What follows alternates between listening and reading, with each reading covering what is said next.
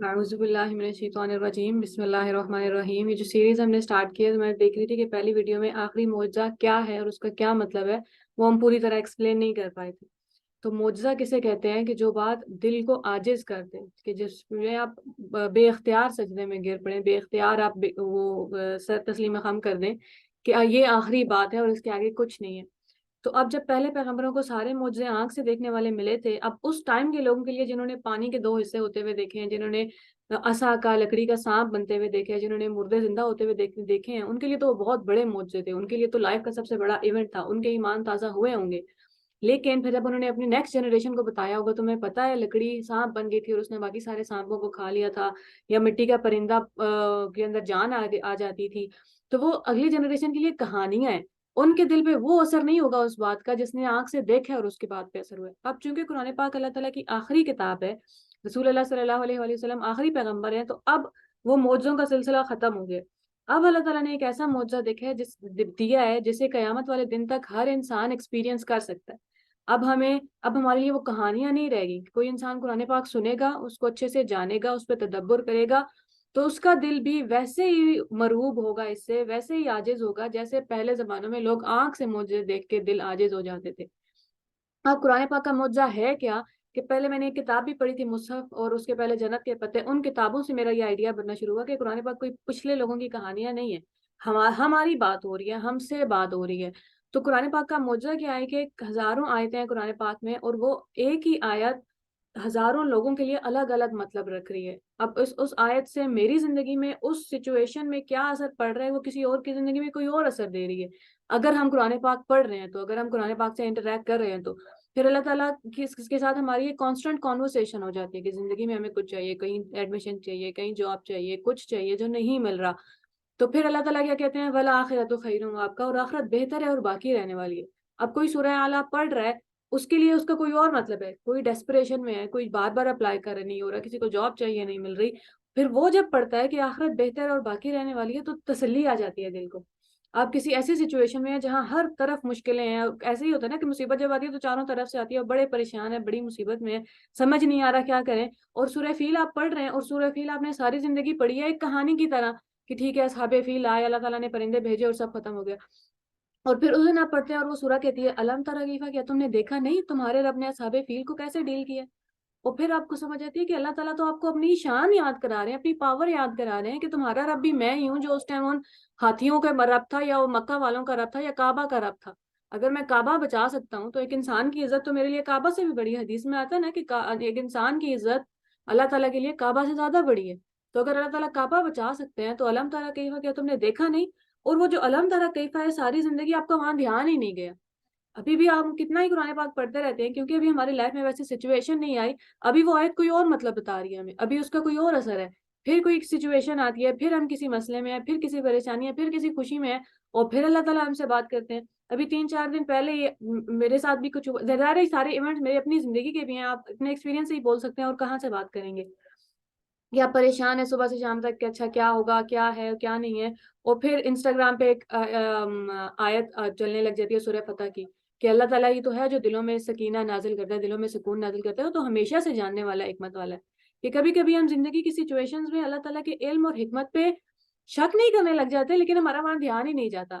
پھر جب اللہ تعالیٰ کہتے ہیں نا، پھر اس لیے عربی ضروری ہے کہ کبھی کبھی قرآن پاک کہہ رہا ہے ان اللہ علیم حکیم، بے شک اللہ جاننے والا، حکمت والا ہے۔ کبھی اللہ تعالیٰ صرف کہہ رہے ہیں بغیر ایمفسس کے واللہ علیم حکیم، اور اللہ جاننے والا، حکمت والا ہے۔ کبھی اللہ تعالیٰ کہہ رہے ہیں وکان اللہ علیم حکیم، اللہ تو ہمیشہ سے جاننے والا، حکمت والا ہے۔ وہ تین الگ الگ سچویشن میں جب آپ کو کوئی ڈاؤٹ نہیں ہے، واللہ علیم حکیم، ہاں اللہ جاننے والا، حکمت والا ہے۔ ان اللہ کا مطلب ہے کہ انسان ڈاؤٹ میں تھا، اللہ تعالیٰ نے اس کو یقین دلانا ہے، نہیں بات ایسی نہیں ہے، اللہ جاننے والا ہے۔ اور کبھی وکان اللہ تو ہمیشہ سے، ابھی تمہاری زندگی کے سارے فیصلے کون لیتا آ رہا ہے؟ ابھی تمہاری زندگی کو تمہیں یہاں تک کس نے پہنچا دیا کہ میں نے تو کبھی بھی نہیں، اگر 2 سال پہلے مجھ سے کوئی بولتا کہ 2 سال بعد میں بیٹھ کے قرآن پاک پڑھا رہی ہوں گی، تو میں کبھی بھی یقین نہ کرتی، کیونکہ ہم نے تو زندگی کے کچھ اور پلانز بنائے ہوئے ہوتے ہیں نا، اللہ تعالیٰ نے ہمیں کوئی اور راستہ دکھانا ہوتا ہے، ایک دروازہ بند ہوتا ہے، دوسرا بند ہوتا ہے، تیسرا بند ہوتا ہے، اور پھر اللہ تعالیٰ ہمیں نیویگیٹ کرتے کرتے کرتے کہیں پہنچا دیتے ہیں۔ تو یہ ہے آخری معجزہ۔ معجزے کا مطلب کیا ہے کہ اب اسی دنیا کا ہر انسان، کیونکہ قرآن پاک صرف مسلمانوں سے بات نہیں کر رہا، یا ایھا الناس، یا ایھا الناس، لوگوں سے بات کر رہا ہے، ہر انسان اس کا معجزہ ایکسپیرینس کر سکتا ہے. ہر انسان سے قرآن پاک اس کی زندگی کے مطابق, اس کے ایکسپیرینسز کے مطابق بات کرے گا, کیونکہ اللہ تعالیٰ کو تو پتہ ہے. ابھی میں اگر کسی کو بیٹھ کے اپنا مسئلہ بتاؤں گی تو میں نہیں سمجھا سکتی کسی کو نہیں پتا کہ میری نیچر کیسی ہے. ہو سکتا ہے میں غلط ورژن بتا رہی ہوں کہانی کا, ہو سکتا ہے کافی سارے ایونٹس ہیں نا. اللہ تعالیٰ سے بہتر کون جانے گا؟ لا یعلم من خلق, کیا وہ نہیں جانتا جس نے پیدا کیا ہے؟ جب اللہ تعالیٰ نے پیدا کیا تو وہ جانتا بھی ہے. تو پھر اس لیے قرآن پاک معجزہ ہے کہ وہ ہم میں سے ہر ایک سے پرسنلی بات کرتی ہے. الگ الگ لیول پہ اللہ تعالیٰ بات کر رہے ہوتے ہیں, قرآن پاک کی آیتیں بات کر رہی ہوتی ہیں. تو وہ پوائنٹ رہ گیا تھا. اس کے علاوہ ہم سورہ فاتحہ پڑھ رہے ہیں. اب ہم سورہ فاتحہ کی طرف واپس آتے ہیں. ابھی جو ایک ہے نا ہمارا مسکنسیپشن کہ قرآن پاک کی آیتیں تو بہت الگ الگ ہیں یا آپس میں جڑی ہوئی نہیں ہے. ایک سبجیکٹ ہے اور پھر دوسرا سبجیکٹ ہے. اگر کسی نے ترجمہ سنا ہے تو اس کو ایسا لگتا ہے, لیکن پھر جب ہم قرآن پاک کو دھیان سے دیکھتے ہیں اور سمجھتے ہیں اور سمجھ آتے ہیں کہ یہ تو سب سے آرگنائزڈ بک ہے. ابھی آپ سورہ فاتحہ اور سورہ ناس کے درمیان بھی تعلق ہے, سورہ بقرہ کے سٹارٹ اور سورہ اس کے اینڈ میں بھی. سورہ فاتحہ میں بھی ایک پراپر سیکوینس ہے. اللہ تعالیٰ نے خود حدیث قدسی میں کہا ہے کہ میں نے سورہ فاتحہ کو 2 حصوں میں بانٹ دیے. اب 2 حصوں میں کیسے بانٹ دیا ہے؟ پہلا حصہ صرف اللہ تعالیٰ کے بارے میں, الحمدللہ رب العالمین. اب کیا ہے, پہلے حصے میں اللہ تعالیٰ اپنے آپ سے تعارف کروا رہے ہیں. ابھی صرف اگر ہم اردو میں دیکھیں تو تمام شکر اور تمام تعریفیں اللہ کے لیے ہیں. اب اللہ تعالیٰ کون ہے؟ اب اس کی پوری ڈیفینیشن اگلی 3 آیتوں میں, جو تمام جہانوں کا رب ہے, بہت محبت کرنے والا ہے, ہمیشہ خیال رکھنے والا ہے, انصاف کے دن کا مالک ہے. یہ 3 باتیں جب ہم اللہ تعالیٰ کے بارے میں جان لیتے ہیں پھر ہم اللہ تعالیٰ کی بندگی کے لیے تیار ہو جاتے ہیں. یا اللہ ہم صرف آپ کی عبادت کے لیے تیار ہیں. اب سوال یہ ہے کہ عبادت کیا ہوتی ہے. ٹھیک ہے, تو عبادت کا لفظ تو ہم اپنی زندگی میں روز ہی یوز کرتے ہیں کہ عبادت عبادت, لیکن عربی میں ان سارے لفظوں کے پیچھے بہت بڑی سائنس ہے, بہت ساری ڈیٹیلز ہیں. تو عبادت کس کو کہتے ہیں؟ پہلی بات تو یہ بندگی. بندگی کا کیا مطلب ہے کہ یا اللہ اب میں آپ کا بندہ بننے کے لیے تیار ہوں. بندہ بننے کا مطلب کیا ہے؟ غلامی کے لیے تیار ہوں. اب وہ غلامی 9 to 5 نہیں ہوتی, وہ 6 گھنٹے نہیں ہوتی, دن میں 1 گھنٹے نہیں ہوتی. بندہ جب ہم بن گئے اللہ تعالیٰ کے تو پھر 24 گھنٹے کے لیے بن گئے ہیں. اللہ تعالیٰ آپ کا حکم آخری حکم ہے, اب اس کے آگے میری مرضی بڑی نہیں ہے. اگر آپ نے کہہ دیا کہ یہاں نہیں جانا اور یہ نہیں کھانا اور یہ نہیں دیکھنا اور یہ نہیں بولنا تو پھر وہ اللہ کا آخری حکم ہے, اور وہ لوگوں کے بولنے سے نہیں آئے گا. ہم کبھی کبھی لوگوں کے اوپر باتیں ڈال رہے ہوتے ہیں کہ ایسے نہیں کرو, ایسے نہیں سنو, ایسے نہیں بیٹھو, ایسے نہیں کرو. ہماری بات کا کیا اثر ہوگا کسی انسان کے اوپر؟ جب اللہ تعالیٰ بات کریں گے اور وہ اس میں ٹائم لگے گا, جب دل عاجز ہو جائے گا تو پھر ہمیں بیٹھ کے لوگوں کو یہ بتانے کی ضرورت نہیں پڑے گی. پھر آپ بس قرآن پاک سکھا دیں آپ کسی کو, قرآن پاک اپنا کام خود کر لے گا, اللہ تعالیٰ کی بات اپنا کام خود کر لے گی. تو بندگی, عبادت میں بندگی آتی ہے کہ ہم بندے بن جائیں اللہ تعالیٰ کے, 24 گھنٹے بندے بن جائیں. بھروسہ, توکل, کہ اب اگر آپ نے کسی کو خدا مانا ہے تو اس کی پاورز پہ یقین بھی کریں, اس کے فیصلوں پہ یقین بھی کریں, اس کے علم پہ یقین کریں, اس کی حکمت پہ یقین کریں. اس نے آپ کو جس گھر میں پیدا کیا ہے, جس ماحول میں پیدا کیا ہے, ابھی آپ کینیڈا میں یا امریکہ میں کیوں نہیں پیدا ہو گئے, کسی امیر گھر میں کیوں نہیں پیدا ہو گئے, کسی ڈفرینٹ ٹائپ کے گھر میں کیوں نہیں پیدا ہو گئے, آپ کے جو بہن بھائی ہیں, جو ماں باپ ہیں, ان کے جو ایٹیٹیوڈز ہیں, جو ان کے بیہیویئر ہیں, جو ان کی نیچرز ہیں, وہ سب اللہ تعالیٰ کہ ہاں تکے نہیں ہے. یہ ایکسیڈنٹ نہیں ہوا کہ ہم یہاں آ گئے ہیں پاکستان میں اس مشکل ترین ٹائم میں اس دنیا میں آ گئے. وہ بھروسہ کرنا ہے اللہ تعالیٰ پہ کہ ہاں میں اس قابل تھا. ہر انسان اس قابل ہے کہ وہ جس بھی سچویشن میں, اللہ تعالیٰ کو پتا ہے اس کا پوٹینشیل کیا ہے, اس کے اندر کیپیبلٹیز کیا ہیں.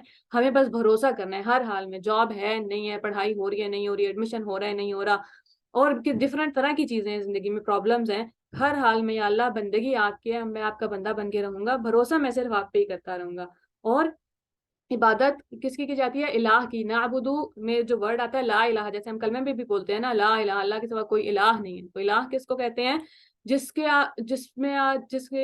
شان دیکھ کے آپ تحیر میں آ جاتے ہیں, امیزمنٹ میں آ جاتے ہیں, آپ امیز ہو جاتے ہیں کہ یہ کس قدر پرفیکٹ نظام ہے اللہ تعالیٰ کا. ابھی جو میں نے اب تک قرآن پاک پڑھا ہے اور جو میں اللہ تعالیٰ کی مکمل تعریف کر سکتی ہوں وہ صرف یہی کر سکتی ہوں نماز میں, یا اللہ آپ جیسے ہیں آپ کو ویسے ہی ہونا چاہیے تھا.